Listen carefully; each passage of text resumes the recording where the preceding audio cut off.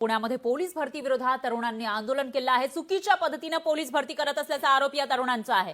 पुणे जिल्हाधिकारी कार्यालयासमोर तरुणांचं आंदोलन सुरू आहे। तर पुणे पोलीस भरतीच्या विरोधात पोलीस प्रशिक्षण करणारे युवक जे तयारी करतात या भरतीची ते आंदोलन करताना दिसून येत आहे। शासन चुकीच्या पद्धतीने पोलीस भरती करत असल्याचा आरोप या तरुणांचा आहे। तर युवक हे पुणे जिल्हाधिकारी कार्यालयासमोर आंदोलन करतायत। वयोमर्यादा वाढवून मिळावी या मागणीसाठी पोलीस भरती करणारे युवक पुण्यामध्ये आंदोलन करताना दिसून येत आहेत। तर तिकडची थेट दृश्य सुद्धा आपल्याकडे येणार आहे। सध्या उद्यापासूनच राज्यामध्ये ठिकठिकाणी पोलीस भरतीची प्रक्रिया सुरू होणार आहे। मात्र पुण्यामध्ये पोलीस भरतीची तयारी करणारे तरुण आक्रमक झाल्याचं पाहायला मिळते। पुण्यामध्ये पोलीस भरती विरोधात तरुणांनी आंदोलन केलं आहे। वयोमर्यादा वाढवून मिळावी अशी त्यांची मागणी आहे आणि ही जी भरती चालवलेली आहे ती चुकीची असल्याचा आरोप सुद्धा हे तरुण करताना दिसून येत आहेत। त्यामुळे जेव्हा ही भरतीची प्रक्रिया उद्यापासून सुरू होणार आहे त्याच्या आधी होणाऱ्या या आंदोलनानंतर आता काय होणार ते बघावं लागेल। दरम्यान याविषयी अधिक माहितीसाठी आपले प्रतिनिधी चंद्रशेखर भांगे थेट पुण्यातून आपल्या सोबत जोडले गेले आहेत। चंद्रशेखर, काय सांगाल? उद्यापासूनच पोलीस भरतीची प्रक्रिया सुरू होतीये, मात्र त्याच्या एक दिवस आधी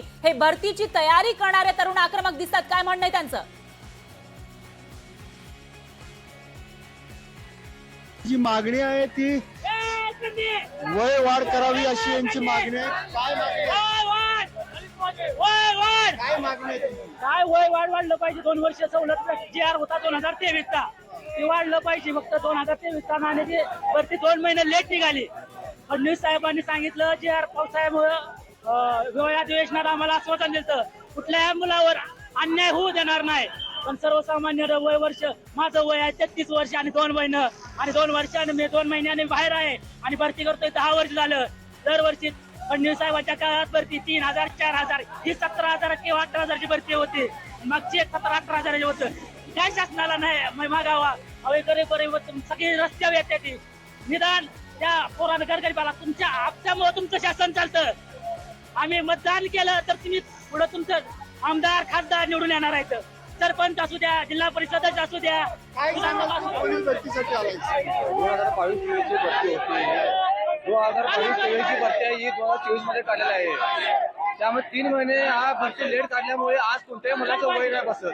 त्यामुळे ही आता एक संधी तर द्यायलाच पाहिजे मुलांना। मुलाचं लाखो 1.5 नुकसान होत आहे, 1.5 लाख मुलाचं नुकसान होत आहे। यामध्ये आता एक संधी मिळालीच पाहिजे।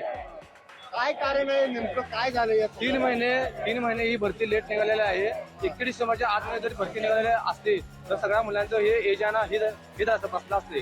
3 महिने जी भरती लेट निघाल्यामुळे कोणत्याही आपल्या मुलाचं वय बसत 2 महिने 2 दिवस 5-4 महिने अशा मुलांचं वय संपलेलं आहे।